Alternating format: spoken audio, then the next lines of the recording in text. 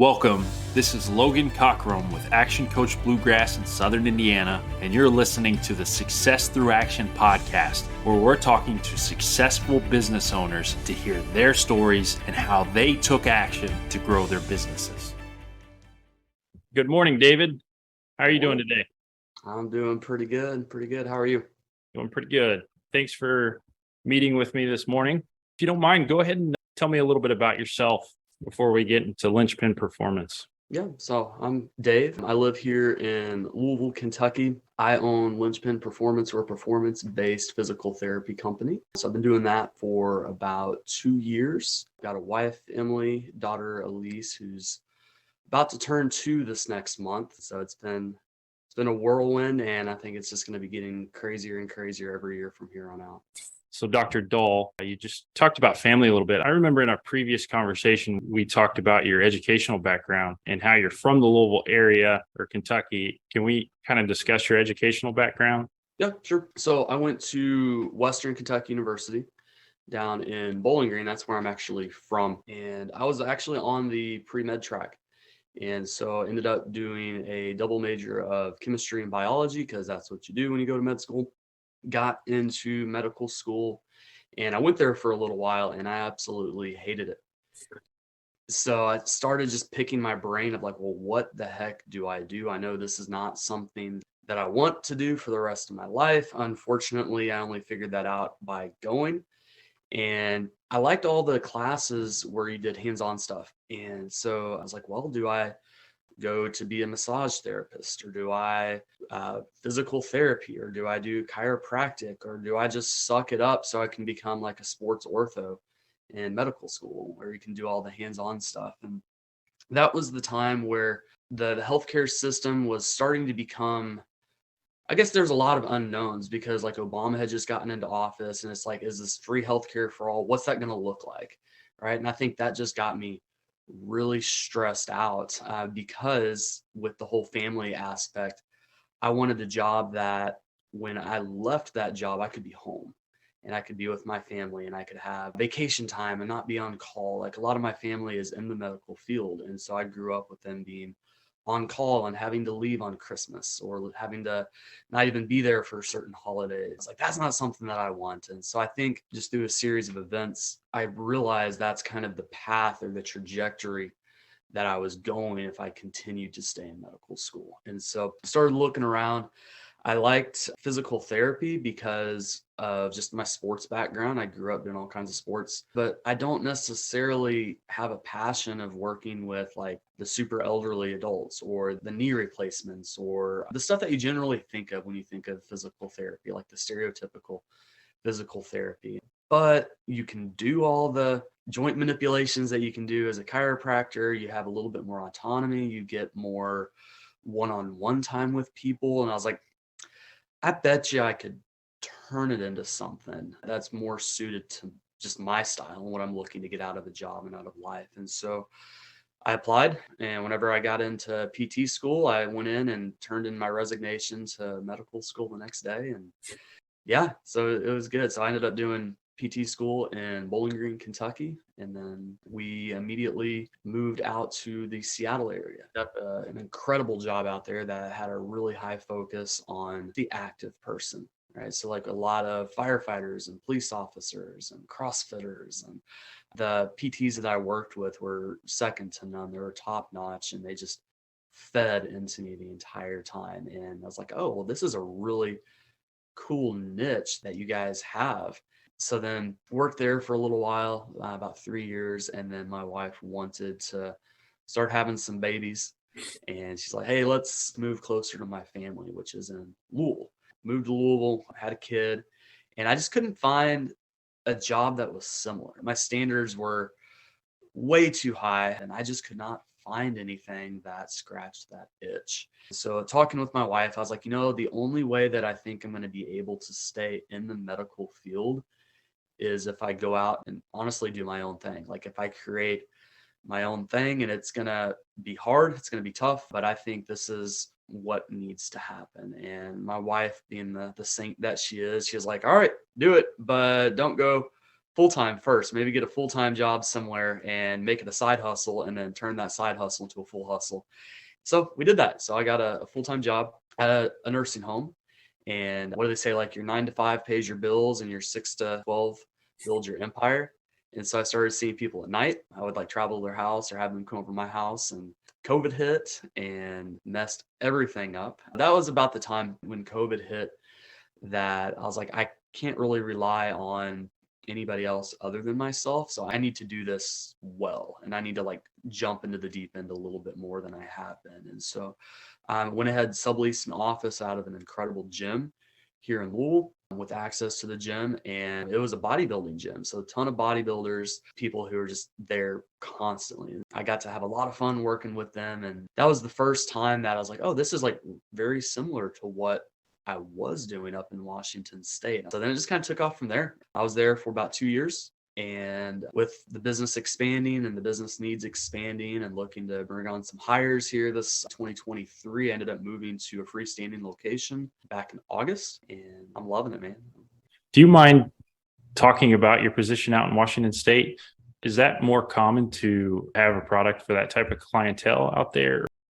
Well, I think generally speaking, out on the West Coast, people are a lot more active than people in Kentucky. And I think there's just a lot of statistics out there that show that. And I think just because you've got the outdoors, this is much more accessible out there. And you've got sports for every single season with your firefighters and stuff. A lot of them have to be trained in mountain rescue, right? Like if somebody gets stuck on the top of a mountain, they got to climb up there and get this person, or they got to train for river rescues where, you know, they'll go and scuba tanks and stuff and work on dragging people or things out of the bottom of rivers. And so I think just on average, people might be a little bit more active out that way, but you still have the elderly, you still have high school sports, you still have people that trip and fall and break their legs. And so I think with physical therapy, it's really just what type of clientele do you want to serve and how do you lean into that? So like a lot of my continuing education courses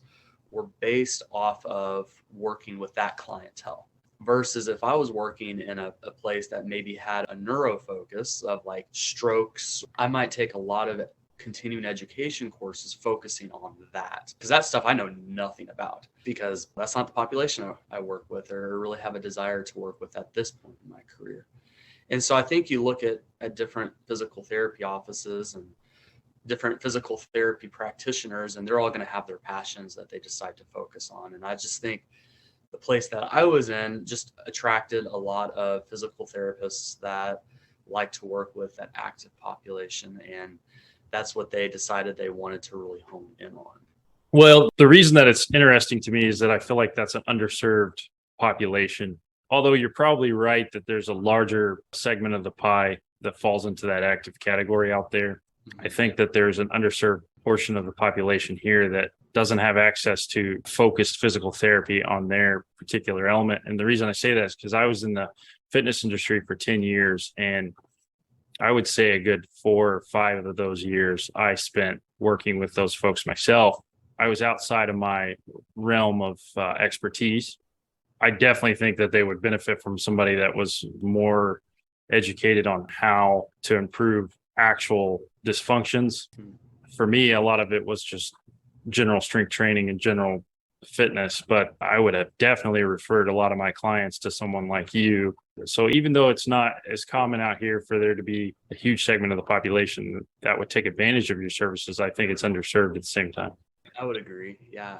It's difficult sometimes, and you go into your standard like big box physical therapy company and it's very clinical, right? Like you might have a couple of, 5-10 pound dumbbells scattered about. You're going to have a ton of bands, and you're going to have a bunch of, TENS units or ultrasound machines and things that are standard to those practices. And the system as we know it is built to be a very almost like reactive system, and it's built to focus on, that larger volume of population with need. And so that's going to be your elderly adult. That's going to be your person with balance problems. That's going to be your joint replacements. Yeah. And so it makes sense from a business perspective that, hey, I'm going to invest a lot of my equipment into this types of stuff that these people would benefit from.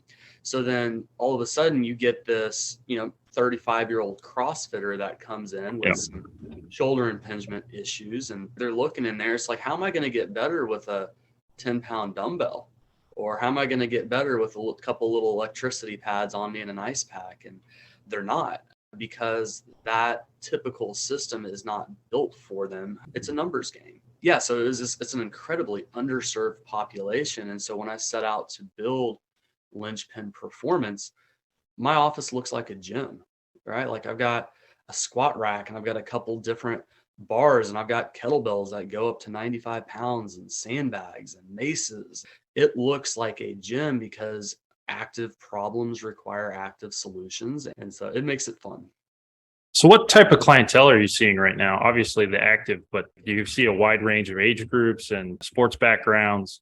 Yeah, I would say kind of the sweet spot is that like 35 to 55-year-old. And that's where the majority of it comes in. I'll see high school athletes, I'll see college athletes. But once you hit that kind of like 30-year-old, you've been to the big box PT before, you've hurt yourself, you've got a sense of your mortality, you're starting to look to the future in terms of longevity. You've got maybe a family. And so your time is worth a lot more than when you were 22 years old. So you're looking at who is the best in the industry, who's going to get me to my specific goals as quickly, as efficiently as possible. And let's just do it. CrossFitters are probably my primary clientele source. And not because CrossFit injures people anymore. Like the statistics are actually like really good for injuries in CrossFit compared to other sports. I mean, I do that myself. I train in CrossFit, but I just love working with those athletes. And I think it attracts a specific type of person, oftentimes a very competitive person, a very self-disciplined person, somebody who's very motivated for their health. And so that's kind of like taking a step back and looking from an eagle's eye view. Is I want somebody who is very motivated, who's very invested in their health. And that could mean, hey, I want to be able to play golf until I'm 80. I want to be able to wrestle with my kids on the floor without having to worry about my back locking up. I want to take the steps to ensure that I can do this, or I can walk my dog every single night because that's where my stress relief comes out. And so you don't have to be this world-class athlete. I don't actually enjoy seeing world-class athletes. They come with hosts of other issues and tape. And so I see a lot of just your average person, but that motivation level is huge. That focus, that investment in your health is huge. And that's all I ask for. And I have very upfront and honest conversations with people before they even get started. I make everybody get on a phone call with me, and it's a 30-minute phone call. And I try to really understand where are you at, where do you want to be, and assess, like, could I be somebody that helps you with that? Maybe, maybe not. Is there somebody else that I know of that would be a better fit for you if I don't think that I could help you reach the goals as effectively as you should? So I know that whenever I invite them in for their first evaluation session, that they're a good fit, that they check off all the boxes that I'm looking for my ideal client and for the people that I have the most success with. So what is an ideal client for you? Oh man, just that motivation level. Okay. I've done the exercises, right, where you take like your preferred avatar. What is their age? What is their profession? What do they do? Like, what does their social media look like? And I've done tons of exercises and honed in on that. So like I've got my avatar, but then it's really funny because I'll see that avatar a lot, and then I'll see their wife, and then I'll see their wife's coworker, and then I'll see their wife's cousin. So then it just kind of spirals like that. It comes down, the ideal client is somebody who's active, somebody who's motivated and is not afraid of the hard work, right? Because you'll get a lot of people who want just the short-term relief, like the quick fix.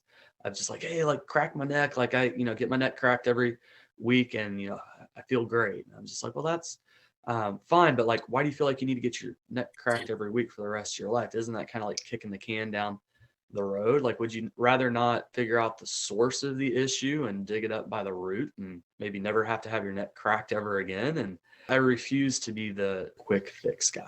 When you start having conversations with people, it's pretty easy to figure that out. Just like, hey, you're looking for a quick fix. Like, I might not be the person that you're looking for. When you're ready to deal with it and be done with it for good, let's talk. And I've had people call me a year later and they're like, I'm ready. I didn't want to listen then. I wasn't ready then. And I went and tried this and this and this and this. And I realized that I'm just kicking the can down the road. I realize I'm not actually making any ground. I'm just maintaining where I'm at. I'm ready to be done with this for good. I feel like in a role that you're in, you attract and you're more likely to have success with people that fit your same motivational profile. For a long time, I worked with people that were demotivated and they were just trying to improve their health, whether they were severely overweight or they had lifestyle health related issues. And I never really had success with them, to be honest with you. I had temporary success, but it was very draining for me. When I switched to working with athletes, my job became much easier in terms of the emotional drainage, but it also became more intellectually stimulating because you could start manipulating little things. And if you just manipulated it just right, they could add half a pound to their squat, which sounds like, oh, that's not that much. But when you start getting to the fringes of what someone's capable of, half a pound is a big deal. It honestly is. And one thing I found through those conversations, I try to establish your why. So, like, okay, cool, you've got low back pain. Most Americans have low back pain. Like, why is that a big deal to you? And they're just like, well, I'm tired of having to take ibuprofen. And like, okay, but why is that a big deal? And it's a game. I have fun with it. I just get to the point where I'm just making them think. And so it might be I've got low back pain and that's keeping me from playing with my kids, or it's keeping me from off the golf course, or this or this or this. And well, why is golf important to you? It's like, well, that's the only time that I get to hang out with my buddies, or it helps me clear my brain. And so you get to these really deep rooted issues, and that is the driving force. And I'll always remember a guy that is one of my good buddies. He was a personal trainer for a while, and he was working with this guy who had never stepped foot in a gym before. His doctor basically said, hey, you need to work out. That's why I'm here. So then my friend pitches him the package. He's like, hey, I'm going to need to see you twice a week for however long. And he's like, I don't know if I can afford this. He's like, oh, I get it. Like, it's money. Money's always tight for people. And he's like, dude, you are almost 400 pounds. You haven't worked out at all. Your blood work is all over the place. Can you afford to not do this right now? What happens if you don't do this? Like, are you going to be here in 10 years? And like, he had a relationship with this guy before. Like, you wouldn't go into everybody and like hit him that hard with that. But it was like, are you going to be here in 10 years on the trajectory that you're going? Your family needs you. You cannot not afford to do this right now. And he said this guy became one of the most motivated clients that he ever had because he found his why. He wanted to take care of his family. He wanted to be there for the long haul. This was the path that he needed to be on to secure that longevity. So yeah, it's a game sometimes of figuring out ethically somebody's why for getting out of shoulder pain or for getting in better shape or whatever their goals would be. Have you read Motivational Interviewing? I've not. Okay. We can talk about that a little bit, but that sounds kind of like what you're doing because on the flip side, you know, the guy that created the Spartan race. Yeah. Well, yeah. I can't remember his name off. Yeah. So I remember he was relating this story one time. He got word from corporate that there was a 450-pound guy that did a Spartan race, right? So he said, we got to find out who that guy is. That's our Jared. That's our Jared from Subway. He gets in contact with the guy, and then he has him come out to his Vermont ranch, and he's just 6 months clean eating, only vegetables. He has him on these long backpacking trips, like 10 miles a day. He gets him up to 20 miles a day. And then the guy just has had enough of it. And he's like, I got to leave. I'm going to go check with the doctor and make sure that everything's okay.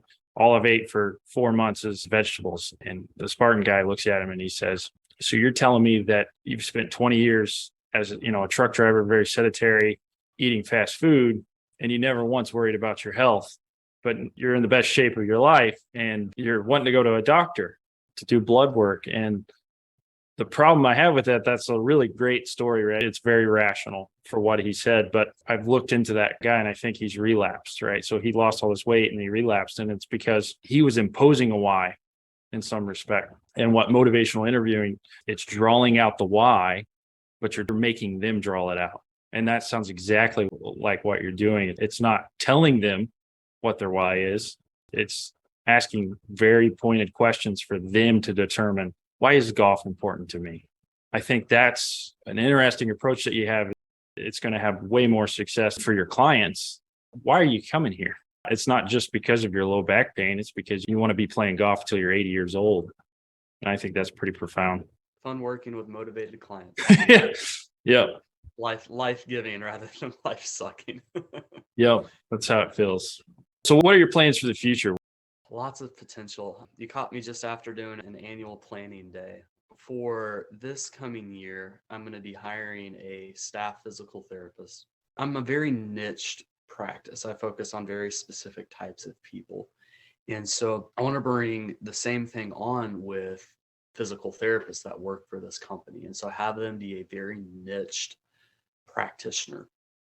And the very first one I think I'm going to bring on is going to be a women's pelvic health therapist, somebody who can work with pregnancy, someone who can work postpartum, but also has a special focus on working with the female athlete. You get a lot of female athletes who have a lot of pelvic issues, a lot of which they will not discuss with me. And I don't know how to deal with any of that kind of stuff. And so there is a huge need, much like I saw for the athletes in the active person, where there just isn't a space for them in typical physical therapy. There's not much of a space for the female athlete with pelvic health issues as well. And so I think bringing somebody in who is incredible at that is going to be a first great move. I would love to bring in a golf specialist as well. I think that would be a fun demographic to hit. There's so many people in Louisville, and you look at statistics like with golf, right? Like I think over 40% of avid golfers have chronic low back pain. I think what the issue is that physical therapy has done such a horrible job of marketing themselves. Like, what do we do? Because your mind goes to, well, I help the 85-year-old walk, right? And it's just like, or I could help the CrossFitter get some lifetime PRs and snatches. We'll take a session and go over your snatch form. With golfers or with pelvic health, I think a lot of it's just education. And we know they're hurting. There's a lot of people hurting, a lot of people with pelvic health issues. Like, it's not okay if every time you jump rope, you pee yourself a little bit. Like, that's not normal. It's common. It's not normal. And so education and then realization, hey, there is somebody here that is a specialist. Their life revolves around you not peeing whenever you jump or sneezing or picking up your kid or all the other hosts of pelvic health issues or golfing issues or weightlifting issues. So I want to create a place where you have these very specific niches where people are excellent at what they do and second to none in what they do.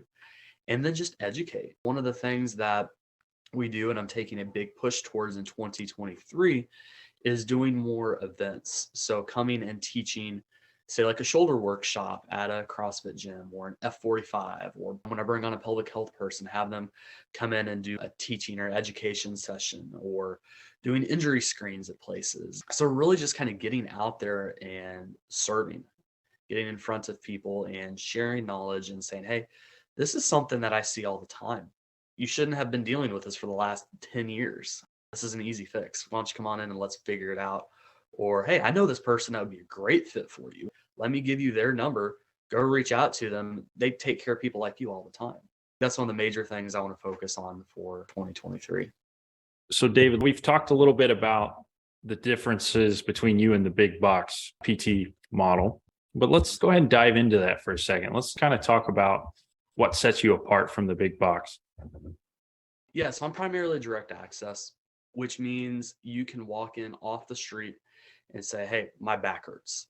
And I've got the skills and the ability to take you through the process, figure out why does your back hurt, and help to create a plan of care in order to get that back pain better. And that oftentimes can include a referral to, hey, I want you to go see this orthopedic guy, or I want you to go see this massage therapist and things. And so it's really a frontline defense where people come in. And that's where I see 90+% of my people is people are referred to me from gyms and coaches and massage therapists and just people that work with this active crowd. What that allows me to do is really to stand independently and figure out what is going to be best for you. What timeline is going to work best for you? How many sessions? What does this look like, right? So like if I'm seeing somebody with back pain for the last 10 years, I can't expect it to get better in like a week or two. Or I can't say, hey, I want to see you 3 times a week for the next 12 weeks. And then that's all your benefits allow, so then you're done.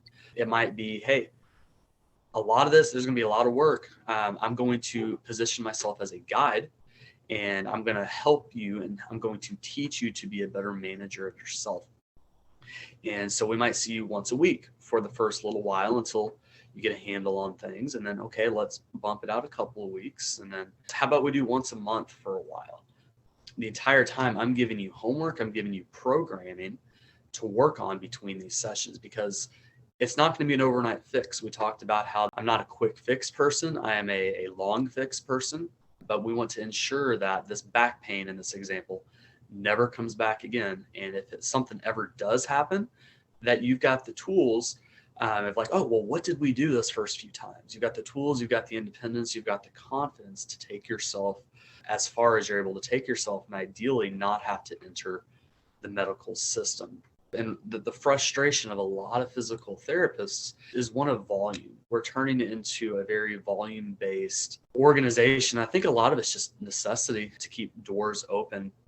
And so on average, you're seeing 20 people a day in an 8-hour day in a big box physical therapy company. And so you come in and you've got an appointment time with 2, 3, sometimes 4 people to one therapist, and they might check in a little bit. And so when that happens, it's just a dilution of care. Like, I think there's a ton of fantastic physical therapists out there, a lot better than myself. But when you're overloaded with volume, quality diminishes. And that's one of the things that I was getting frustrated at and trying to find a new position is I could not find a place that held volume. I don't like to dilute care. I don't like to compromise care. So I was like, if I created something where I could just see people one-on-one, that's going to be able to give far better care, even if I'm not the superior therapist, right? Like, I'm not as prideful to think that there are not a million other therapists out there that are so much better than me. But when I get to see people one-on-one, people get better more efficiently. It's more of a sniper approach than a shotgun approach. We don't use modalities like ice and heat and ultrasound, things that really don't have any clinical value. Your time is going to be far more worth like looking at your squat form or helping you understand how your nutritional choices affect the pain that you're in and your motivation level. So it is very much a one-on-one guide with what I do. And so I'll often kind of refer to myself as like your rehab Sherpa. I will take you up the mountain. I will guide you up the mountain. I've been up that mountain several times myself. You're going to have to make the steps. You're going to have to do the hard work. You're going to have to put in the prep work. You're going to have the motivation to keep yourself going. So it's a very different system. And I think for the right person, it's very effective. Now, there are a lot of people who I will refer to the big box PTs, and that's going to be your joint replacements. That's going to be your neuro balance issues and things like, hey, it's okay that you're being seen the same appointment time as 3 other people. Your care is going to be the exact same at that point in time. Like, your outcomes are going to be the exact same. But when you get a CrossFitter who comes in, who only has pain when they're lifting, 100 plus pounds over their shoulders, or only when they're doing this or this or that, it takes a little bit more digging in. It takes a little bit more, focus. Their needs are a lot higher. I think that the medical establishment and physical therapies is encompassed under that statement. Most of their regimens and prescriptions and things of that nature are based on the average population. That's why, just in general, how we talked earlier, that the market that you're serving is underserved is because, and of course this is anecdotal, but I go and have a physical maybe once a year.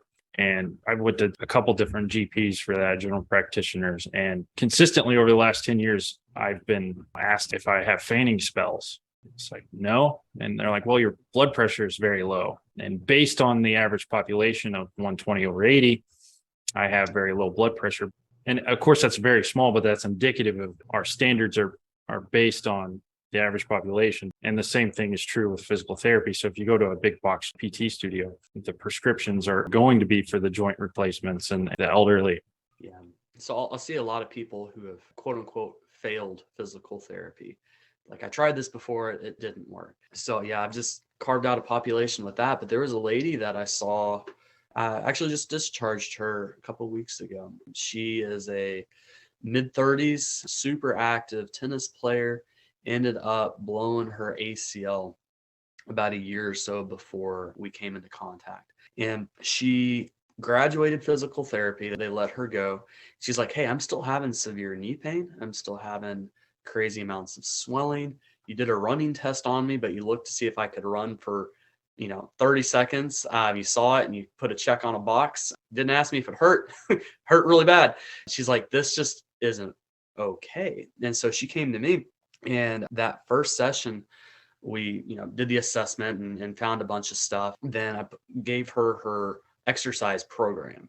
Said, hey, this is what I want you working on between this session and next session. And so I walked her through a few of those, and this poor lady was dripping in sweat. Like, I showed her like 4 exercises, and she goes, this is the hardest I've been pushed in the last year. I was like, what do you mean? Like we're really not doing much right now. And she's like, the most difficult thing that I did in the year of physical therapy post has been like a couple of lunges. And I'm just like, you're a mid-30 something year old, highly active, highly fit, crazy strong female.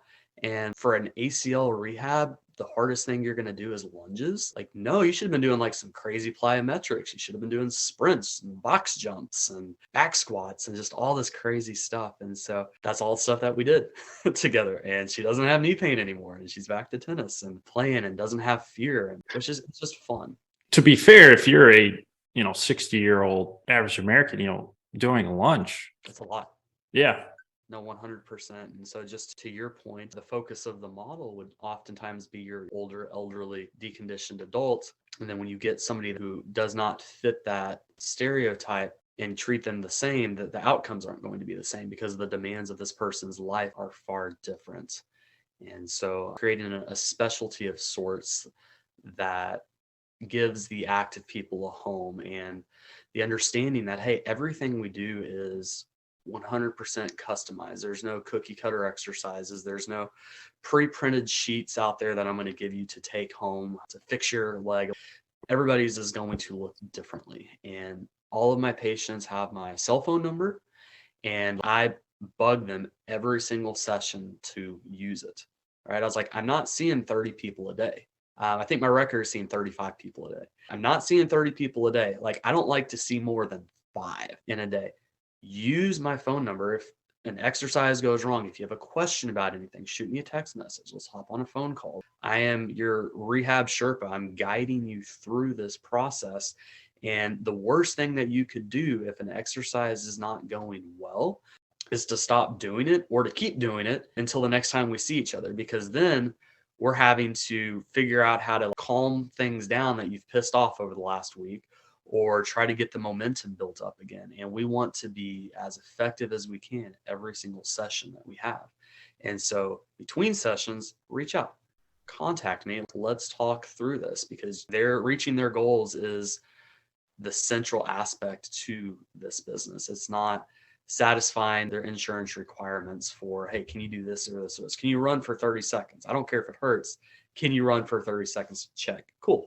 You're discharged. You're good. It's a very different approach. The big box model creates this sort of wild west when it comes to personal training. So as somebody that was in the industry for a long time, there's 95% of personal trainers think they're physical therapists in some form or another. Maybe that's not true. There's just large segment of the population that is based on aesthetics. So maybe that was an unfair statement, but it does create this wild west of sorts where we have undereducated and underregulated individuals dealing with patients that need to see someone like you. And then you have the same thing. It's like, okay, so I got hurt at the gym. So you have somebody that's very active, that wants to be playing golf at 80, that tried the big box, didn't have success because of some of the issues that we've outlined. So they go to a gym and they get hurt. I would say that in 20 years, fortunately and unfortunately for you, there's going to be a lot of competition in your industry. I try to form as many relationships as I can with trainers. And one of the things that I always try to preach is the stay in your lane and run fast. Know what you're really, really good at and do it. And I think a lot of the education piece with trainers is like, I am not here to steal your clients. I am here to, one, keep you working with them. And two, if they have to pull away because of an injury or had to pull away, My goal is to get them back to you as quickly as possible, because I'm not going to be seeing people for, 2 or 3 times a week for years, like oftentimes people get with personal training.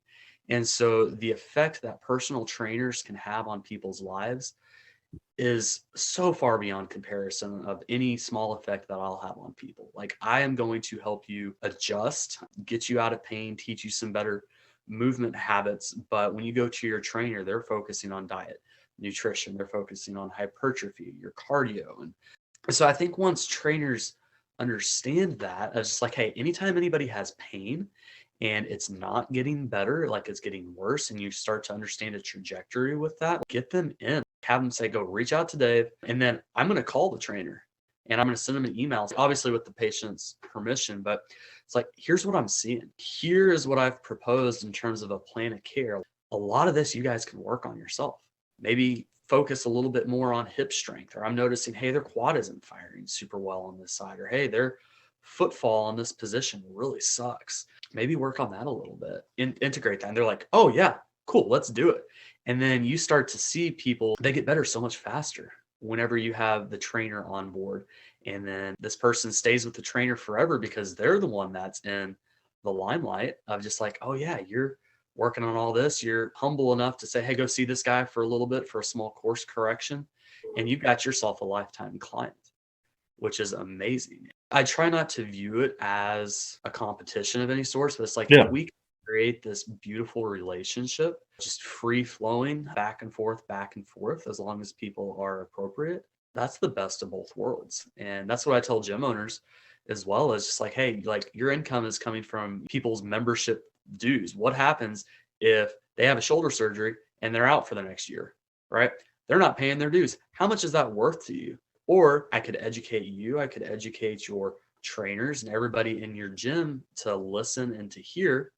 And it's like, okay, well, go to Dave, let him check you out a little bit. All of a sudden, this person who might have had to have a shoulder surgery down the line doesn't, and they keep paying their gym dues and they're happy and out of pain.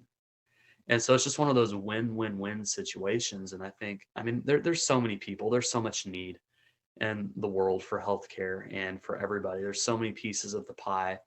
And even if I've got another therapist in Louisville, which there's really not, that do similar things that I do, it's like, I don't see that as competition per se. It's just like, well, there's more than enough people for all of us to fill up all of our schedules and then some. And so it's just mostly education and how can I help you out to serve with your specific skill set? And that's what it's about. So essentially, you've created a referral network. Yeah. Because it's also apparent that if someone works with you and they cure or they correct some of the issue that's been plaguing them, and that's some of the issue with the big boxes. Okay, so your insurance will pay for this many sessions for this long, and then you're kind of on your own. But the same could be true for you too. If you don't do anything, if you severely reduce your activity level, chances are the issue may come back. So, you're not going to work with someone for 5 years straight, but a trainer might. So it is more of a reciprocal relationship. Yeah. And one of the cool things that I've started doing over the last year is, so we'll do the plan of care. Like, I'm hearing your goals. I think to reach your goals, we might need to see you for 10 sessions over the next 4 months. And so we'll kind of get on board with that. And then after that, I've allowed people to come in on a monthly basis should they choose. And that's more of these minor course corrections. And that's been a lot of fun. I didn't think that I would like it as much, but people come in like, hey, I twisted my ankle, or hey, I've been noticing like my squat's been a little bit goofy. Can we go over squats for this session? Or hey, this has been aching for the last little bit. Like, my cycle at the gym has been really shoulder intensive. And so what I get to do is then come alongside of these people who choose to participate in this program once a month. And we still talk about diet and nutrition, and we do these minor course corrections to keep them on top of their game and remove any obstacles that could build up to be bigger things later. Because I'll tell people, like, if you listen to your body whisper, you don't have to hear it scream, right? And so it's going to be far cheaper, it's going to be far more effective, and your life is going to be like far more blessed and happy if you stay on top of your business. So I started branching into that a little bit last year. So I've got a bunch of people on that program, and it has just been so much fun. But they're all still working with personal trainers. So I don't do that part. When we get to that, I was like, I'm not programming. I might say, hey, maybe work on this a little bit. Maybe work on this. Like, I'm seeing this issue. Here would be a couple good exercises. Work these in with your programming, with your trainer or with your gym. I want to stay in my lane and run really, really fast. But I'm going to let the trainers do what they do best. And that's train and get people strong and get people in the best shape of their life. All right, David. Well, I appreciate you spending this cold morning with me and being on, and I wish you all the best in 2023. Yeah, thank you so much for having me on. This is a lot of fun. To everyone who tuned into this episode, thanks for listening to the Success Through Action podcast. Make sure to take action, and I'll see you next time.